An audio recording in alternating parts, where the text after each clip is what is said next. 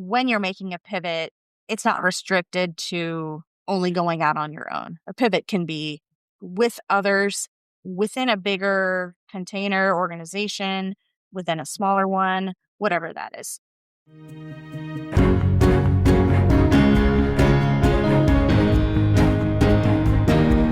Hello, everyone. Welcome to the KTS Success Factor podcast for women, where we talk about challenges senior female leaders face in being happy and successful at work. I'm your host, Dr. Sarah E. Brown. My guest today is Suchi Sairam. She is a chronically curious arts entrepreneur, forming artist, teacher, and choreographer, what she calls as an accidental author, a voiceover artist, and I'm going to delve into that a little bit, a speaker, and a Kai-aholic. Her mission integrates the arts, science, culture, leadership, and entrepreneurship to develop great people and spread good in the world. Her work reflects a deeply personal blend of Eastern and Western values, methods, and aesthetics. Her professional journey in corporate spaces spans engineering, technical services, IT, project management, global channel marketing, product and market development, and executive leadership. She co-founded and served as a principal of a toy startup. In parallel, Suchi's 40-year journey in the arts fuels and inspires every part of her life. She is a Bharatanatyam and Natuvangam, these are South Indian dance and percussive arts, artist, teacher, and choreographer. She founded Kala Bandhanam in 2002 in St. Paul, Minnesota, where she nurtures students and aspiring artists to achieve artistic excellence and experience art as a vehicle for self-expression, humility, and confidence. And she is the award-winning author of children's books, Dancing Deepa, which was released in 2002, and Singing Surya Dreams to Dance, released in 2025. Building on her professional and personal experience, Suchi created the Quiet Ambition Project, a newsletter and platform to help professionals align impact, legacy, and personal fulfillment. She's honored to be named the India Association of Minnesota's 2024 Person of the Year and the Universal Women's Network in Calgary 2024 Vision Builder Woman of Inspiration. She holds a bachelor's degree in chemical engineering from MIT and an MBA from the University of Texas in Dallas. Welcome, Suchi. Great to be here with you, Sarah. Thank you so much. So it's obvious from her bio that she has pivoted corporate to being an entrepreneur and from tech to the arts. And we're going to explore that and how she discerned those steps for herself. And I'm really excited to be having this conversation with you about that. So I'm sure I bungled some of the Indian names, but I did my best. No, So you did an amazing job with them. Thank you so much for that. They're all a mouthful, so thank you for that. yes, they are. In South India, there are always more syllables. Yes, And we have a lot of syllables in South India, for sure. mm-hmm. So were the arts always a part of your life? I think the arts have been a part of my journey from even from my childhood. And my mother, she, of course, had that aspiration as an immigrant parent. I immigrated as a baby. I was just over 1 year old when I came with my parents to instill culture, have a connection with culture. And so she put me in Bharatanatyam classes when I was 7. But at the same time, I was in tap dance, I was in soccer, and I think I just wanted to be an American kid. And about 6 months in, she just was very clear. And I give her so much credit for saying, if you don't like this, I'm not going to drag you to this class. It was not near our home. It was quite a exceptional thing for her to try to do, to take me. And she just very wisely let me be. And I actually came back to it when I was 15. we lived in a different community. We had moved, and somehow it just connected with me at that time. But in the meantime, I had always had music in my life. I had Western music in my life. And at some point, I made a pivot to be able to embrace my own culture, something connected. And I think because of that decision she made by letting me come to it later, it's still with me now. As opposed to if she had forced me when I was very young, I might have let go of it very, very early in my even in my teen years. And so I think because of that, it has stayed with me and it has stayed a very, very integral part of my life. So, as I shared with you, my audience may not know this. I was married for quite a while to a man from South India, and his whole family did a lot of Indian cultural dances. And it's very intricate. It's very, very detailed, and they had to really work at it. It was amazing. So, did you do that as a young child? Very much. I think when I was very young, my reaction to the art form was it wasn't actually because of the art. I think I made some assumptions about it. I think I made some excuses about it that, oh, the girls in my class were mean and oh, the teacher is too strict. And I think it was just a tug of war from a cultural standpoint for me at that age. Whereas when I came back to it when I was a teenager, I was just drawn by the level of detail. I was drawn by the level of subtlety that we could bring in. Now it takes years and years of work to get that. I'm still working at it. Here I am in my mid 50s and I'm still working at it. But there's so much scope and I think that is what is so attractive and it provides a lifelong challenge. Even as you gain so much expertise in it, you're still never done. And that is something that's very challenging, but also incredibly beautiful. Mm. So, you went to MIT, you got a degree in chemical engineering, and you had quite the corporate journey in that space. Do you believe that you were drawn to that, or did you what was the impetus for going in that direction? Was it you wanted to be more Western, or what was the impetus for that? Yeah, I think there were two things. One was coming from an immigrant family and from my parents' family background as well. There was very much a focus on education and opportunity. And at that time about safety for I'm putting air quotes, but it's about stability. And there were certain stable careers, engineering, law, being a physician or being in medicine, being an accountant, being in finance, those things, being a teacher, those things were very, very steady, stable. And so that was encouraged. Art was encouraged as something to develop you as a person, but it was always going to be a hobby or something on the side. And I was fortunate in that, on one hand, of course, I wanted to, that pull from art was always there. But I was always very fortunate that I was a math and science oriented student and person. And that was always intriguing to me. And so studying engineering didn't feel like I was dragged into it. I didn't feel like I was forced into it because I genuinely enjoyed it. And so as a result, I had the good fortune of being able to pursue these passions side by side as I went along. I think early in my career, there wasn't a big vision for what I was going to do or what I was going to be. When I started my career in engineering, I worked in manufacturing. And so the big thing was, oh, I'm going to be a plant manager by the time I'm 35. Because that was all that was in front of me. That's the only thing I can see from a career standpoint. But then different doors started opening and different opportunities came up. I didn't realize I enjoyed customer facing work. And I fortunately had a couple of people in my professional life at that time who saw that, oh, maybe let's try her in front of customers. And that ended up being a really, really interesting path for me. And so that ended up opening doors that I didn't expect. It definitely took me away from the goal of being a plant manager by the time I was 35.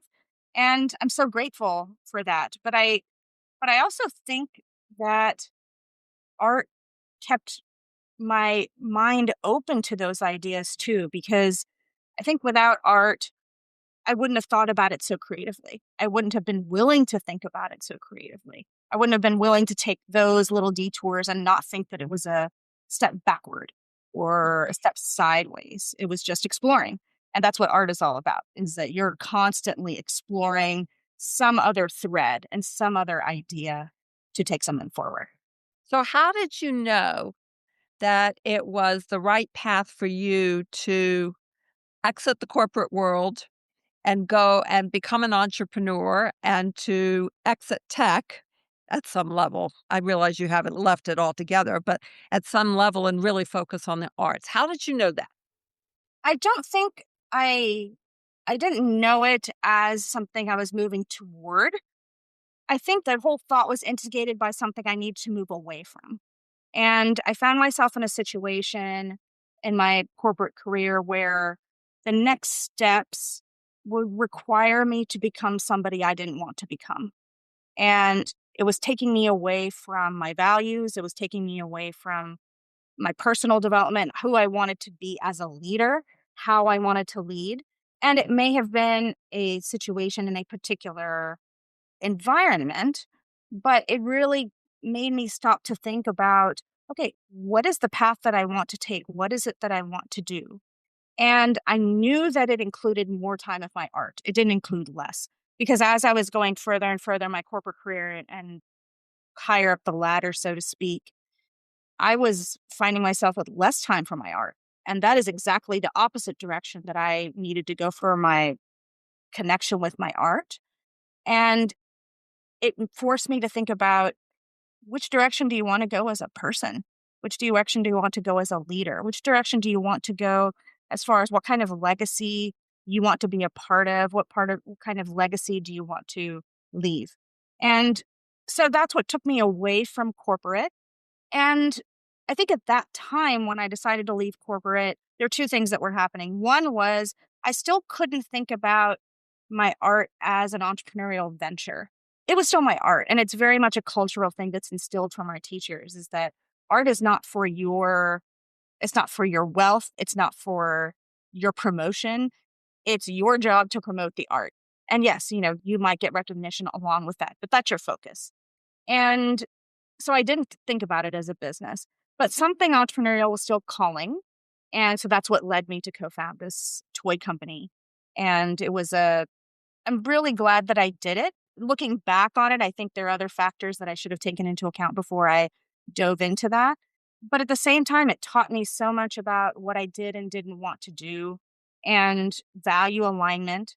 And it eventually led me to the path where I was supposed to be, which is where I'm at now. Focus on the arts, focus on using arts as a personal development vehicle, especially for young people, but even for those in their 20s and older adults. And it has also opened the door for me to see little corollaries and parallel tracks to the art that have opened as well, such as writing books, which I never expected. So, did you just quit your job and start up the toy company, or were there other incremental steps? Hi, this is Sarah Brown again, the host of the KTS Success Factor podcast for women. I hope you are enjoying this episode and gaining some tips and inspiration on how you can be happier, more successful, and experience less stress at work. If you would like to learn more about how you can take control of your career and do it your way, visit sarahebrown.com. There you will be able to download a free chapter from my book, Let Your Personality Be Your Career Guide. It contains information and exercises on how you can identify your unique interests, strengths, and needs, and translate that into career goals that are just right for you. Now back to this informative episode. There was I would say about a year of discovery after I left corporate. And that year time, I actually spent a lot of time just in my art and just learning and getting back to, I love being a student. Yes, I've been teaching for a long time and performing and doing a lot of work, but I love being a student. And so I focused time and went back to that. And I also took time to explore several different ideas that were calling me entrepreneurially. But one that I kept coming back to was this toy company. It was an idea that was shared with me by a colleague, the company that I had been working for. And I just helped him with a few ideas and then said, at that time, good luck with that. I don't have time to help you. But that idea kept coming back to me because I found something very, very interesting and creative. I knew how to build things from a blank slate when it came to product development, when it came to branding, marketing, positioning, those types of stuff, channel. And I had never done something in business to consumer. And so, of course, I dove right in.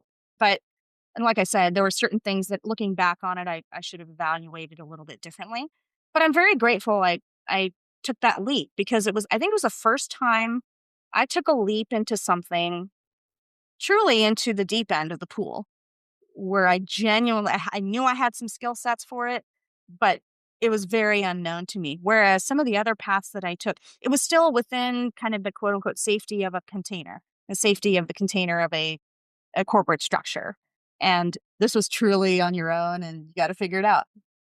Were you conscious at the time of the strengths that you were bringing to that venture?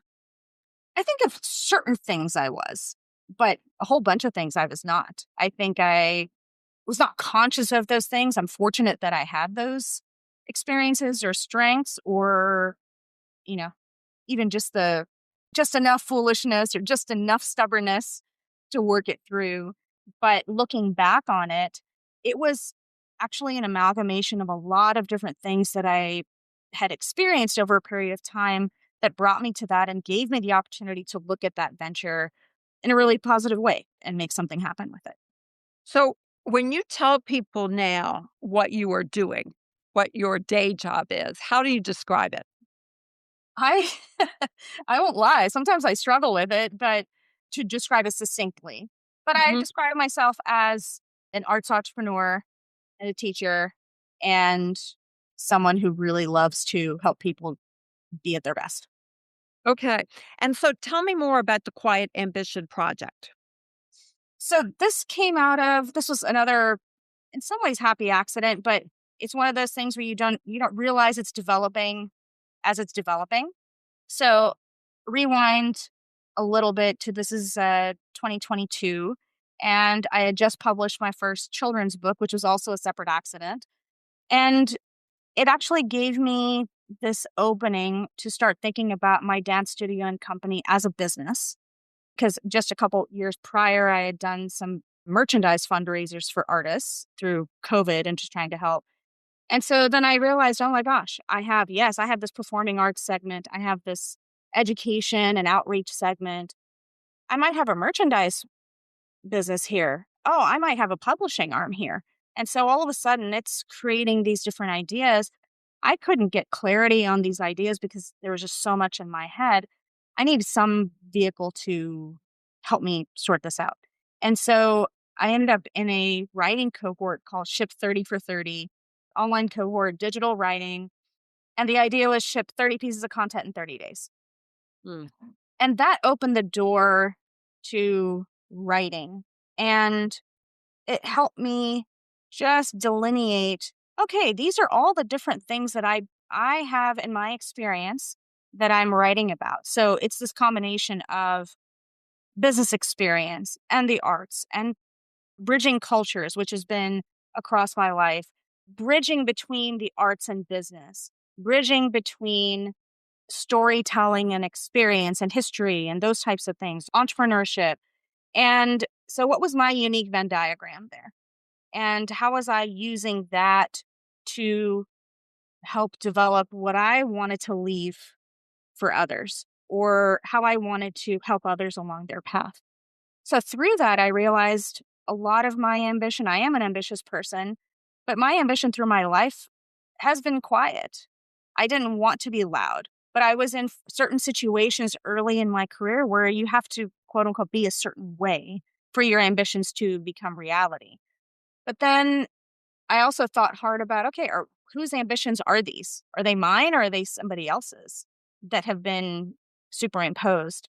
And so that's where the Quiet Ambition project came from, was really taking all of these ideas as I was writing, as I was synthesizing and amalgamating these experiences and points of view, And I realized that it turned into, okay, this is an expression of my ambition.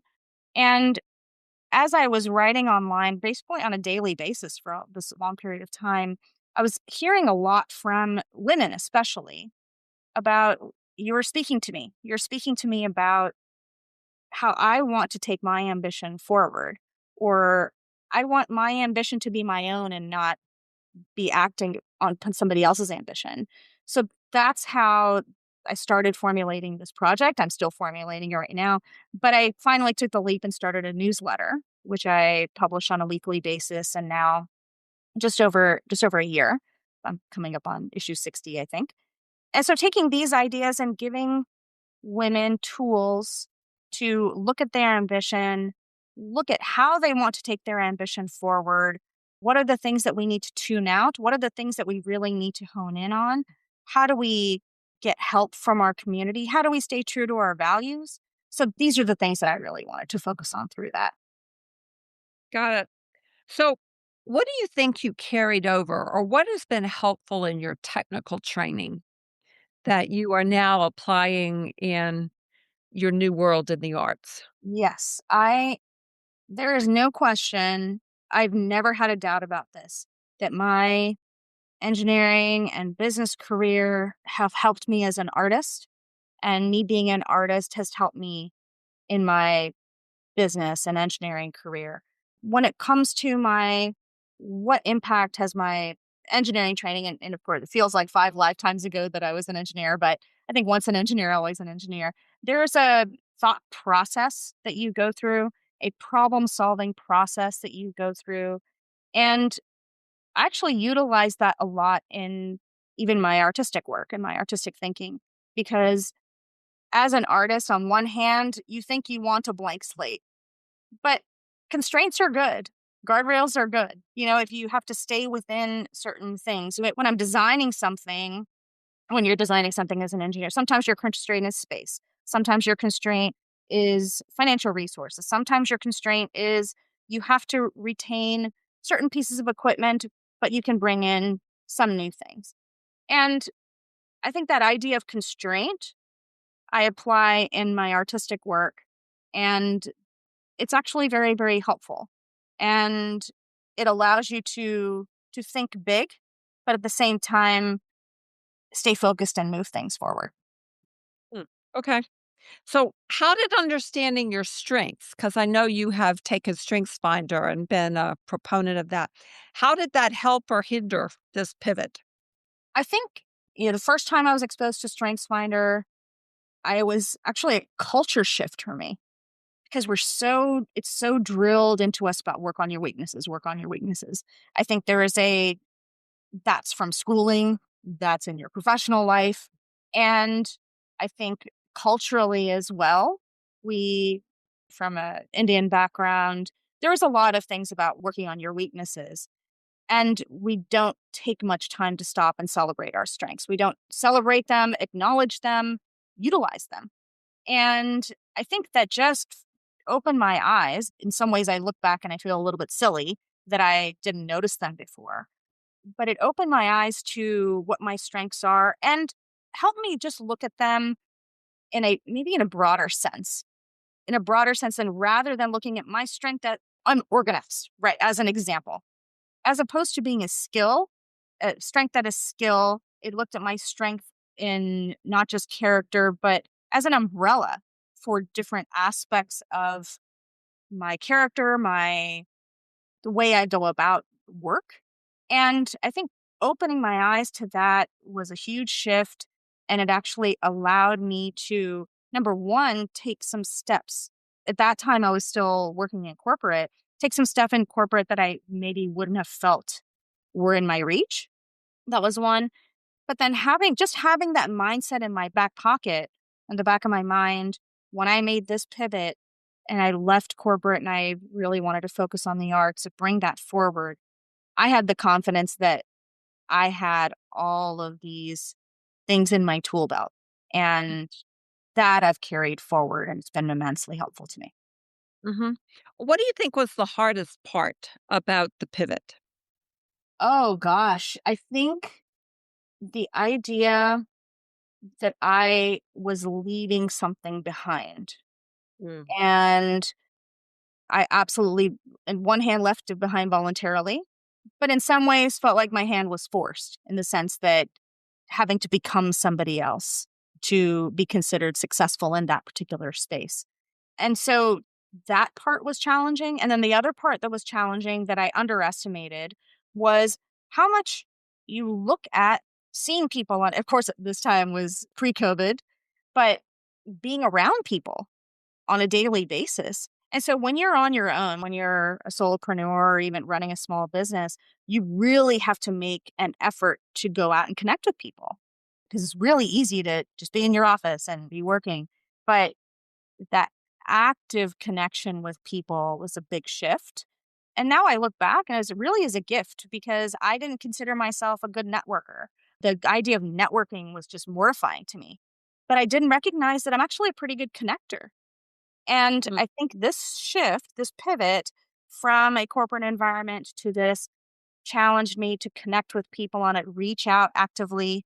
And as a result, I've been able to be a pretty good connector with people myself and then connecting people to others.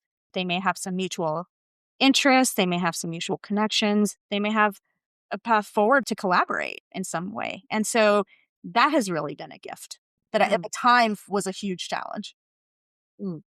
So, Suchi, what questions should I have asked you that I didn't that will help our listeners think about a potential pivot in their life? I think one question to always consider is pivots don't always have to mean doing your own thing. And so the question is really around, does a pivot always have to mean creating your own track? And especially nowadays, you hear so much of, the Mm, creator economy and this and that and go out on your own and be a solopreneur. It's not for everybody, right? Uh, I think you can make these pivots and be in a container that works for you. I think everybody has to consider some of it is risk tolerance, some of it is how much independence do you want? What's the balance between independence and stability? There's those types of things that I think each person has to consider. So when you're making a pivot, it's not restricted to only going out on your own. A pivot can be with others within a bigger container organization, within a smaller one, whatever that is. So I think that's an important question to consider. So, one final question, Suchi. Where can the women listening today find you and get on that newsletter? Yeah. So suchisairam.com.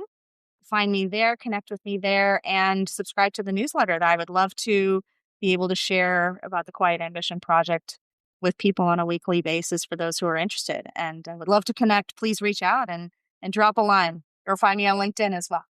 Well, Suchi, thank you so much for being with me today. Absolutely. Thank you so much. Thanks for listening to the KTS Success Factor podcast for women. If you like what you are hearing, please go to iTunes to subscribe, rate us, and leave a review. And if you would like more information on how we can help women in your organization to thrive, then go to www.saraebrown.com. You can sign up for our newsletter, read show notes and learn more about our podcast guests, read my blog, browse through the books, or contact us for a chat. Goodbye for now.